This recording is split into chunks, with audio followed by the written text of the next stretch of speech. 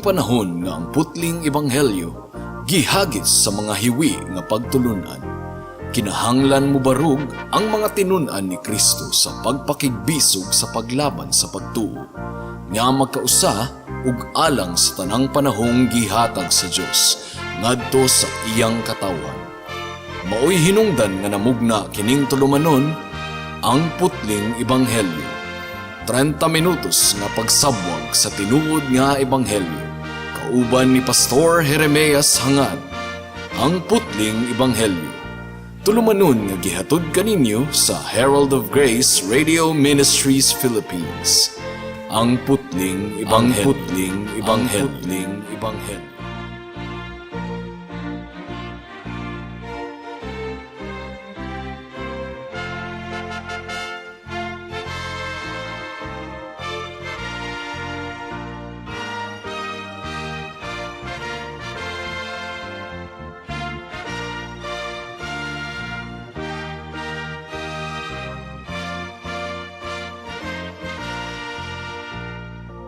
Mayong hapon Mabinay, mayong hapon Negros Oriental, Negros Occidental, Guimaras, Dumaguete City ug kutob sa tanang gidala sa Ginoo sa pagpaminaw niining atong programa nga giuluhan og ang putling ebanghelyo.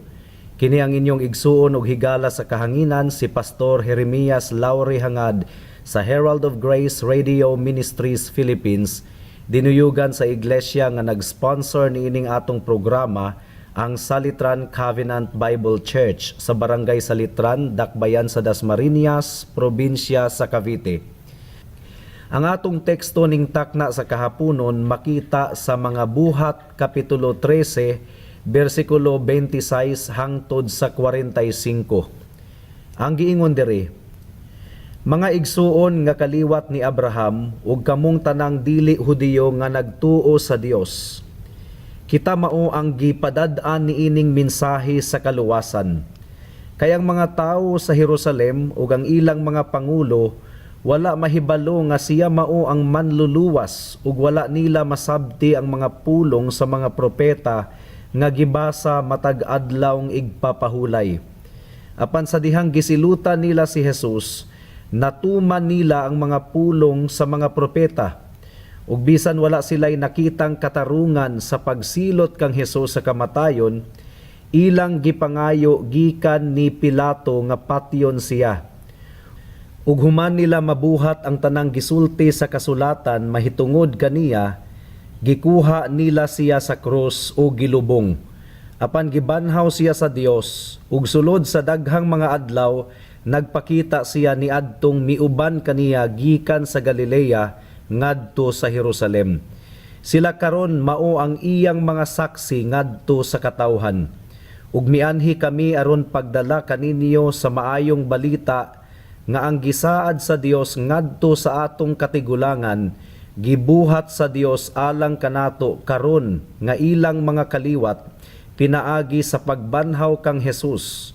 Sumala sa nasulat usab sa ikaduhang salmo, ikaw ang akong anak, karong adlawa nahimo ako nga imong amahan.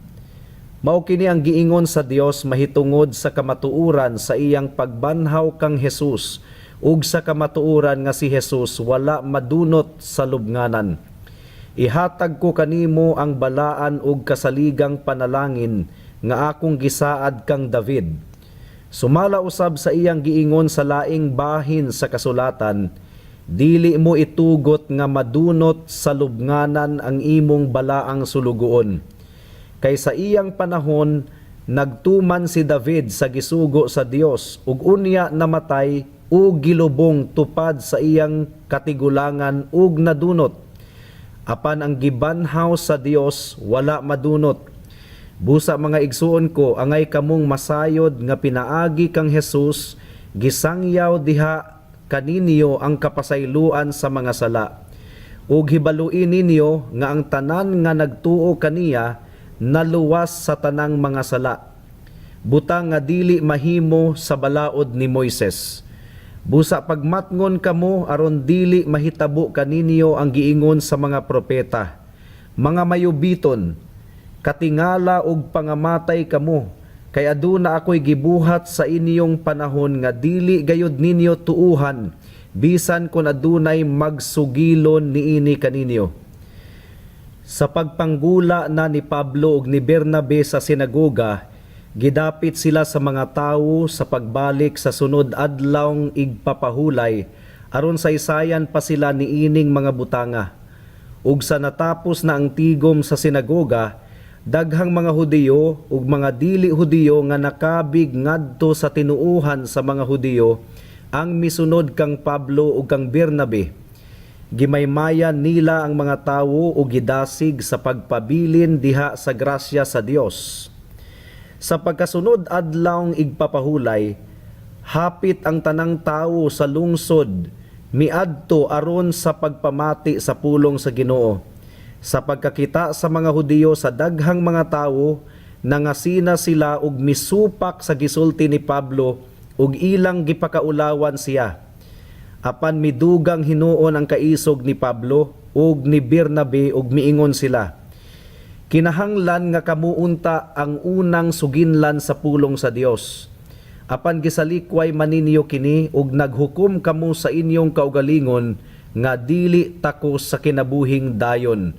Biyaan kamo namo ug mangadto kami sa mga dili Hudiyo. Sa atong teksto karon, mga kahigalaan, gisulti ni Pablo ngadto sa mga Hudiyo ug sa mga nangakabig sa tinuuhan sa mga Hudiyo didto sa Antioquia sa Pisidia, ang mga pulong nga nahasulat sa bersikulo 26. Ang giingon diri, kaninyo gipadala ang pulong sa kaluwasan. Apan sumala pa sa bersikulo 45, ilang gibalibaran o gisalikway ang mensahe ug maoy hinungdan nga miingon si Pablo sa bersikulo 46 nga kinahanglan nga kamuunta ang unang suginlan sa pulong sa Dios. Apan gisalikway maninyo kini ug naghukom kamo sa inyong kaugalingon nga dili takos sa kinabuhing dayon. Biyaan kamo namo ug mangadto kami sa mga dili Hudiyo. Kini nga mga pulong ni Apostol Pablo, mga kahigalaan, naghatag kanato og pasidaan. Hinumdumi nga ang ebanghelyo unang gihatag ngadto sa nasod sa Israel. Si Hesukristo mismo niadtong nagministeryo siya dinhi sa kalibutan, wala gayud siya migawas sa teritoryo sa Israel. Ug sa wala pa siya mikayab sa langit, iyang gimanduan ang iyang mga disipulo nga didto usa muuna og wali sa Jerusalem, adisir muadto sa mga nagkalain-laing dapit. Ug niini nga pamaagi, adunay dako kaayo nga higayon ang mga Hudiyo nga makahibalo sa kamatuoran. Apan tungod kay gibutaan sila sa ilang mga sirado nga hunahuna ug sa ilang kasalaanan, wala gayud nila makita ang kamatuoran mahitungod kang Kristo. Gihukman nila ang ilang kaugalingon nga dili takos sa kinabuhing dayon, matud pa ni Apostol Pablo. Ug maoy hinungdan nganong si Apostol Pablo ug uban pang mga apostoles nangadto sa mga hintil tungod kay mibalibad man ang mga Hudiyo. Ug tininud-anay ako nga nagpahinumdom kaninyo, mga kahigalaan, nga ang bisag unsa nga nasod nga adunay pribilehiyo nga makapamati sa ebanghelyo sama sa pribilehiyo sa nasod sa Israel, apan padayon nga nagsalikway niini, pagatalikdan gayod sa Dios sama sa iyang pagtalikod sa mga Hudiyo. Kung gitalikdan sa Dios ang Israel nga iyang piniling nasod, samot na gayod ang uban pang mga nasod nga nagdumili kaniya. Pamalandungi kini, mga kahigalaan. O kanimo higala, nakig-istorya kanimo ang ebanghelyo sa Dios karon. Hinaot nga samtang makahimo pa ikaw sa pagpamati sa ebanghelyo, imo usab kining dawaton, tungod kay wala lang ka masayod, nga basin og muabot ang takna nga dili na ikaw makahimo pa sa pagpaminaw agi sa balatian ug tumang katigwangon. Kung ikaw pagahukman na sa Ginoo, basin og pagabasulan nimo ang mga higayon nga nausik Tungod kay wala nimo tagda ang atong Ginoo ug ang iyang ebanghelyo. Nagwali ako karon uban sa dakong paglaom nga may pipila sa mga tigpaminaw karon nga maluwas tungod kay nabati nila ang kahadlok sa walay katapusang pag-anto sa silot sa sala didto sa impyerno. Ug tungod ni ana ilang dawaton si Kristo ingon nga ilang bugtong Dios ug manluluwas. Adunay usa ka batang lalaki nga namatikdan sa iyang inahan nga kanunay gayud nga seryosong maminaw ug wali sa pulong sa Dios. Ug mausahay, ibutang niya ang iyang kamot sa iyang dalunggan aron iatubang kini sa padulong sa pulpito aron mapaminawan gayud niya og duro ang matag pulong sa magwalali. Mao nga gipangutana siya sa iyang nanay, "Anak, nganong kanunay man na nimong ginabuhat? Mitubag ang maong bata, wala ba nimo mapamatii ang giingon sa pastor ni adtong miaging Domingo nga kung adunay bahin sa wali nga makahatag nato og kaayo, maningkamot si Satanas nga madisturbo ang imong pagpaminaw. Mao nga maningkamot jud ko nga makapaminaw og tarong aron madawat nako ang tanang makahatag kanako og kaayo gikan sa pulong sa Dios." Mo katoy tubag sa bata nga gipangutana sa iyang nanay. Well, mga kahigalaan, kung ang attitude ni bisan kinsa susama sa attitude ni adtong bataa, sigurado gayud nga mapanalanginan siya gikan sa pulong sa Ginoo. Simple lamang ang atong pamalandong ning takna sa kahaponon. Una sa tanan, atong tubagon ang pangutana nga unsa ba kining pulong sa kaluwasan nga gipadala sa Dios kanato? Sumala sa giingon sa bersikulo 26 sa atong teksto, unsaon nato pagtagad kining maong pulong sa kaluwasan nga gipadala sa Dios kanato? Mao kadto ang ikaduhang punto. Mudangat na kita sa unang punto. Unsa ba kining pulong sa kaluwasan nga gipadala sa Dios kanato? Kung atong basahon og utro ang atong teksto, atong tataw nga makita nga ang pulong sa kaluwasan nga gipadala sa Dios ngari kanato mao ang testimonyo nga si Hesukristo mao ang gisaad nga manluluwas. Gipasabot ni Apostol Pablo nga si Jesus mao ang binhi o kaliwat ni David, ang Mesiyas nga gisaad sa Dios ngadto sa iyang mga katawhan pinaagi sa mga propeta. Mao kini nakasulat sa atong teksto. Si Jesus nga taga Nazaret mao ang binhi sa babayi nga mudugmok sa ulo ni Satanas, ang karaan nga bitin. Matud pa sa wali ni Pablo, si Jesus mao ang gitagna sa mga propeta o gipaabot sa mga katawhan sa Dios sulod sa dugay ng panahon. Kini ang Mesiyas, ang bugtong paglaom sa kalibutan, ang manunubos ug manluluwas sa tanang nagatuo kaniya. Unsa may kalabutan nimo niini nga kamatuoran higala? So what kung si Kristo di ay ang Mesiyas? Well, aduna gayud kini kalabutan nimo higala.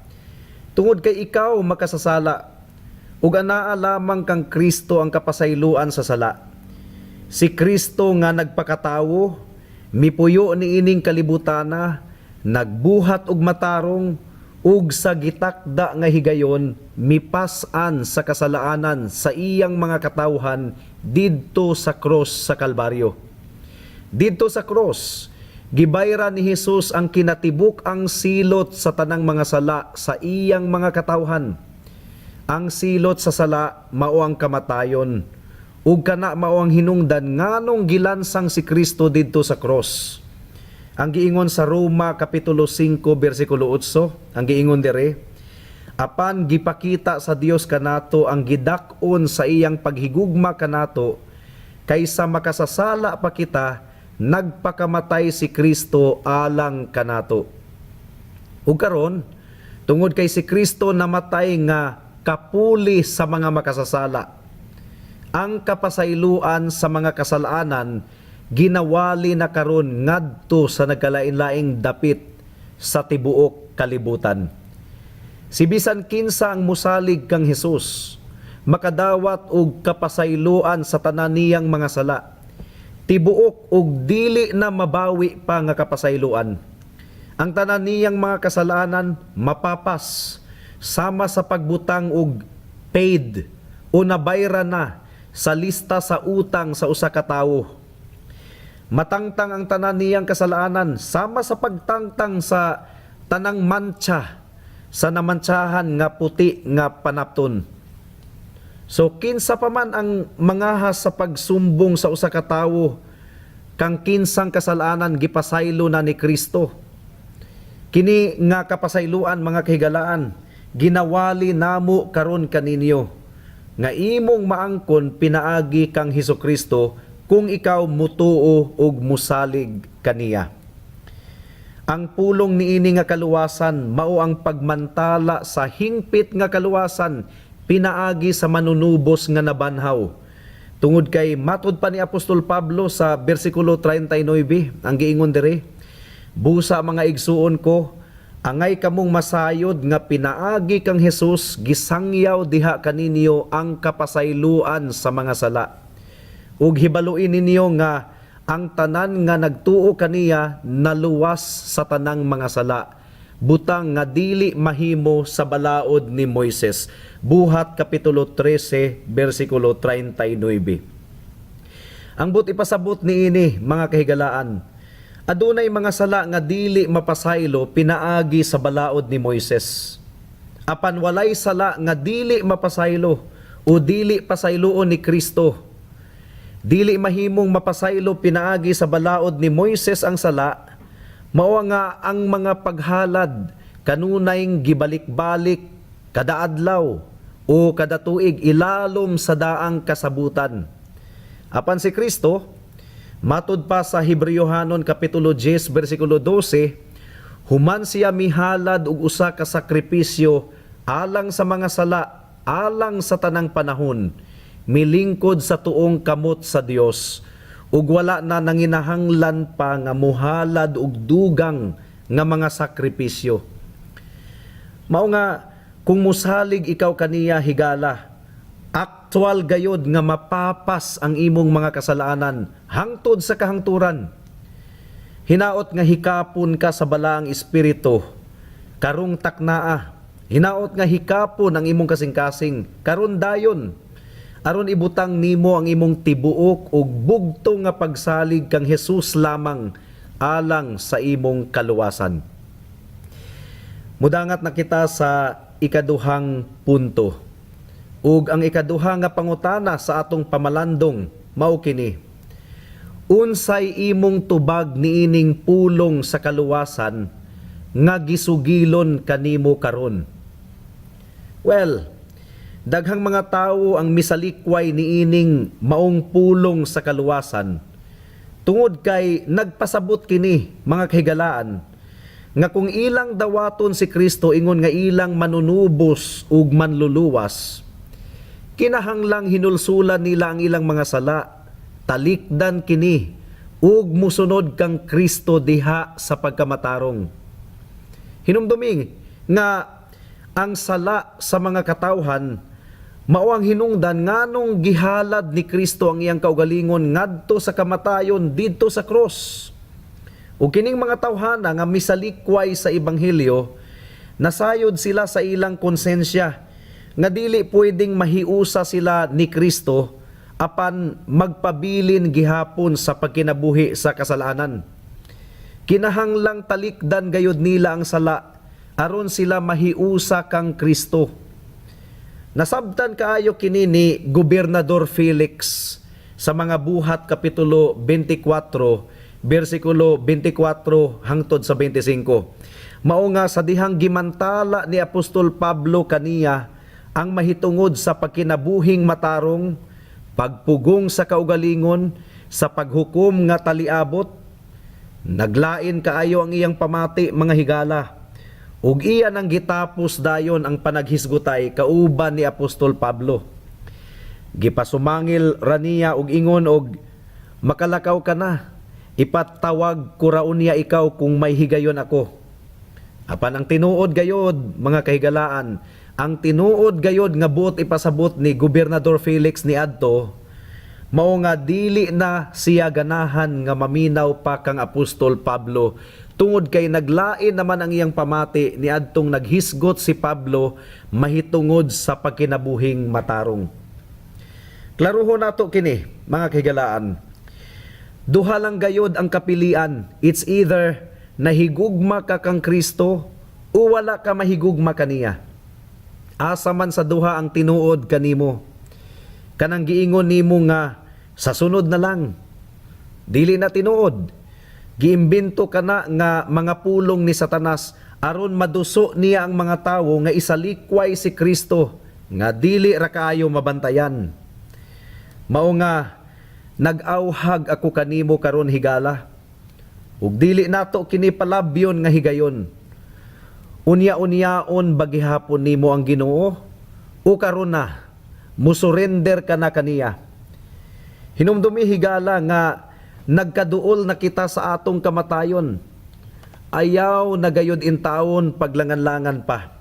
Kay daghan nang nangalaglag nga mga langanan, daghan nang nangalaglag nga mga langanang katawhan nga nag-une-unya sa ilang pagtubag sa tawag sa hagit sa Ebanghelyo, sa paghinulsol ug pagtuo kang Hesus, ingon nga bugtong Dios ug manluluwas. O hinaot nga pahumukon sa Dios ang imong kasing-kasing higala, aron imong tinguhaon ang paghinulsol ug pagtalikod sa sala, ug ang pagtuo ug pagsalig kang Hesus alang sa imong kaluwasan. Apan adunay importante kaayo nga pahinumdum. Ayaw og salig sa imong mga paghilak, sa imong pagkahinimbahon, o sa bisan unsa. Salig lamang kang Hesukristo, adto ka mututo kaniya ug dili sa imong kaugalingon.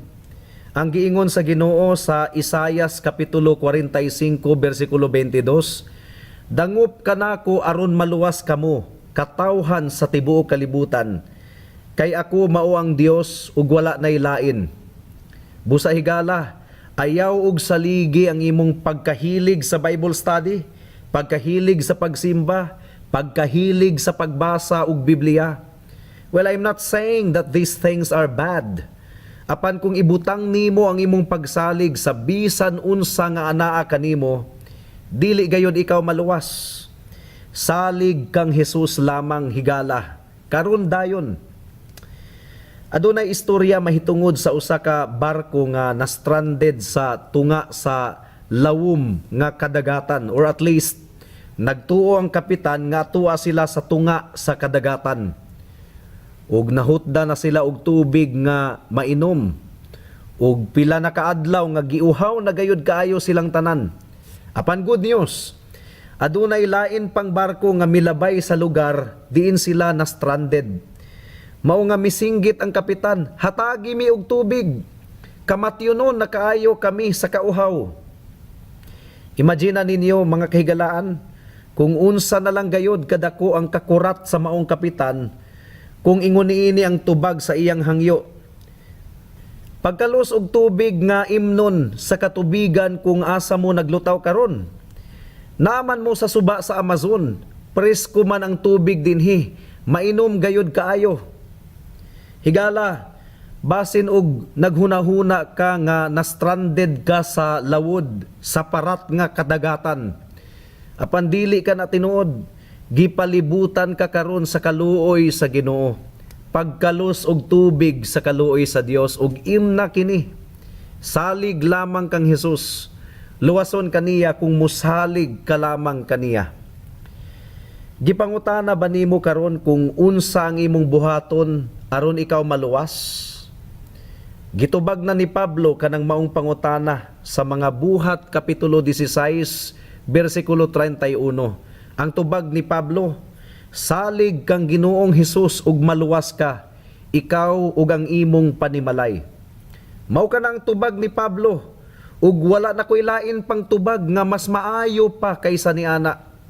Ang pagsalig kang Hesus, wala nang inahanglan og usa ka semana nga pagpaabot mga kahigalaan o bisan og usa ka minuto. Kung ang imong kasing-kasing mutuo ug musalig lamang kang Hesus karong taknaa. Karong taknaa dayon, pagaluwason ikaw ni Kristo.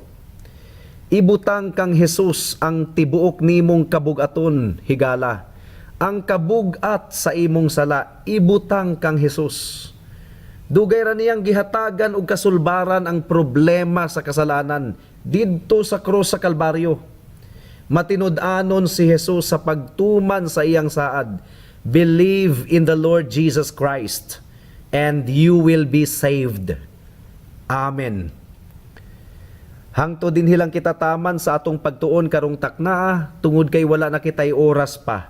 Ako kamong padayon nga giimbitar sa pagpaminaw niining atong programa sa matag Miyerkules alas 6 hangtod sa alas 6:30 sa hapon dinhi sa Power 102.1 RFM. Daghang salamat.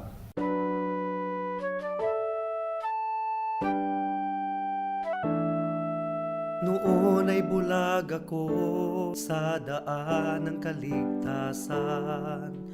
Tulad ng marami, nakatuon ako sa sarili. Mabait naman at matulungin at walang kapwang inabuso. Kung kaya't ang tiwala ko, malamang ligtas ako.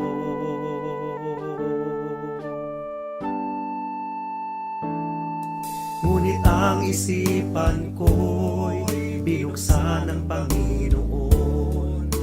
Bigat ng kasalanan ko'y pinakita niya sa akin. Dagdag pa ang aking puso, likas na sa Diyos ay umaayaw. Kung kaya't ako'y nabahala sa aking kaluluwa. Ano nga bang batayan ng katubusan at kaligtasan ng isang katulad kong makasalanan? Ngayon ay batid ko na ako'y walang magagawa upang ituwid ang aking kaluluwa. Sa harapan ng Diyos, ako'y tumawag kay Jesus at nagtiwala ng lubos sa Kanyang kapatawaran at awang puspos. Siya lang ang manunubos pagkat siya'y namatay sa krus. Dahil sa aking kasalanan, ang sumpa sa Kanya'y binuhos.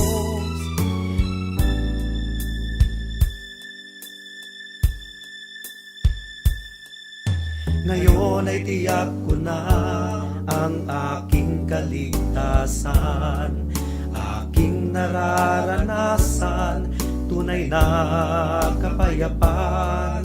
Ang puso ko'y binago niya, ang buhay ko'y inayos niya. Purihin si Jesus sa dakilang biyaya niya. Ang puso ko'y binago niya, ang buhay ko'y inayos niya. Purihin si Jesus sa dakilang biyaya niya. Unang Juan, Kapitulo 2. Mga anak, gisulatan ko kamo niini aron dili na kamo magpakasala. Apan kun may makasala, may manlalaban kita nga si Jesucristo ang matarong.